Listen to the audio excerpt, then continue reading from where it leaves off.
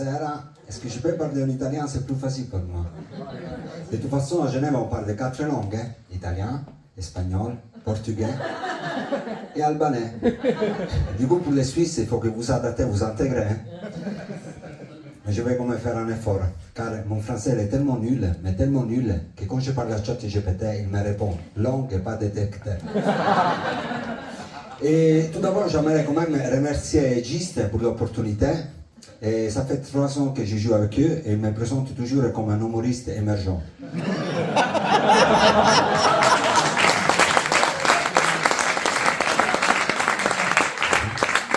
Mais franchement, ça me va.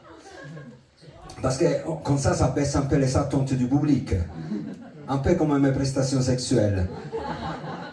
Avant le rapport, je dis, j'ai pas beaucoup d'expérience, je suis stressé, j'ai perdu le rythme.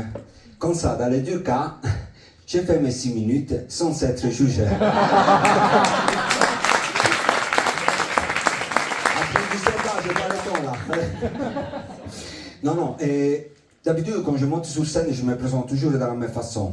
Je dis bonjour, je m'appelle Marco et je suis célibataire. Mais là, quelque chose a changé et je suis content. Du coup, je me présente, je m'appelle Laetitia et je suis toujours célibataire. Non, je rigole, je suis plus célibataire. Il y a quelques mois, j'ai rencontré ma copine et elle commence à me connaître. Elle sait que je parle beaucoup. Du coup, elle m'a dit, Marco, s'il te plaît, ne parle pas de notre chose intime à tes amis. Et je dis, ok, d'accord. Mais vous, je ne vous connais pas. Du coup, je peux parler. La première fois qu'on a fait l'amour, je l'ai posé en question. Je dis, est-ce que ça a été? Ça s'est bien passé?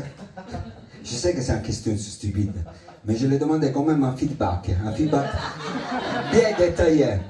Tellement détaillé que ça durait plus l'acte sexuel. Elle m'a quand même répondu à la question. Elle a dit, Marco, ça se voit que tu es un comédien. Et moi, je dis, pourquoi? Parce que j'ai de l'imagination, de la créativité. Elle a dit non, parce que tu me fais rire, même au lit. Du coup, pour l'instant, elle me trouve sympa et on continue cette histoire d'amour. Et ce soir, c'est de ça que j'aimerais vous parler, de comment je voyais l'amour avant de la connaître. Parce que moi, je voyais l'amour un peu à la Hollywood, avec les drames, la pluie et les bisous de Spider-Man. Ah. Les drames, je l'avais, la pluie aussi, et de Spider-Man, j'avais juste l'étoile d'araignée, je ne dis pas où. Mais le problème, c'était moi, hein? Parce qu'à moi, les relations simples, ça m'ennuyait. Et j'avais un radar pour les relations toxiques. En fait, quand une femme elle me disait « Je ne sais pas qu'est-ce que je veux dans ma vie », bam, je tombais amoureux. Et à la fin, ça finissait toujours pareil. Mon ex, il m'a écrit « Marco, je te vois comme une... » Ami. Hein? Non, comme un frère. Et avec son frère, il ne se parlait plus depuis 10 ans. Et du coup, j'arrivais pas là à l'oublier, je suis allé voir un psychologue, hypnotiseur. J'arrive, elle me dit, quel est ton problème? Je dis, oh là là, des problèmes, j'en ai beaucoup. Mais j'aimerais quand même oublier mon ex.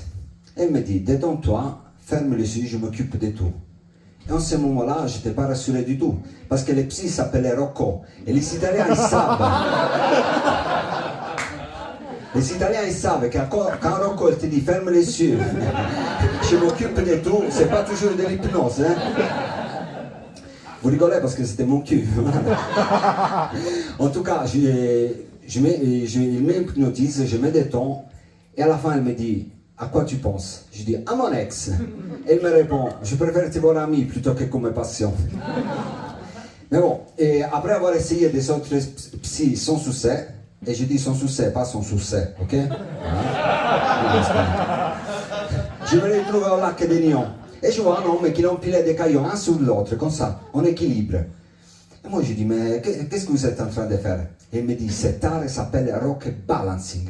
Tu mets un caillon sur l'autre en équilibre, mais si tu te trompes d'un peu, tout s'accroule. Un peu comme tes relations de merde.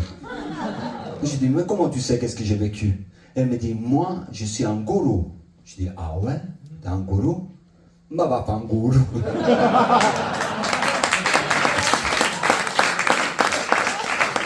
Arrêtez, je parle de temps, je vous avais déjà dit.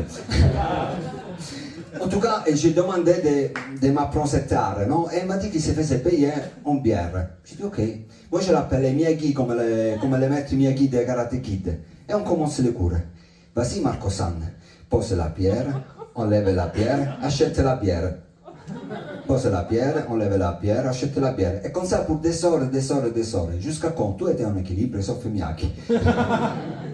Avec les dons, cet art, il me relaxait beaucoup plus qu'un Rocco. Mais à la fin, je me suis rendu compte d'une chose, non? C'est que l'amour, en fait, c'est pas comme Hollywood. C'est pas courir à l'aéroport sous la pluie et se retrouver perdu comme à Kevin, oh maman, j'ai raté l'avion, non. L'amour, c'est un peu comme le rock balancing, parce qu'il faut avoir le juste équilibre, beaucoup de patience et des bases solides. Mais surtout, il faut ouvrir les yeux, parce que cet amour, peut-être qu'on cherche, il est déjà là, devant toi. Un peu comme ma copine Laetitia, que ce soir elle est venue me voir. Et ça vaut beaucoup plus que n'importe quel film d'Hollywood.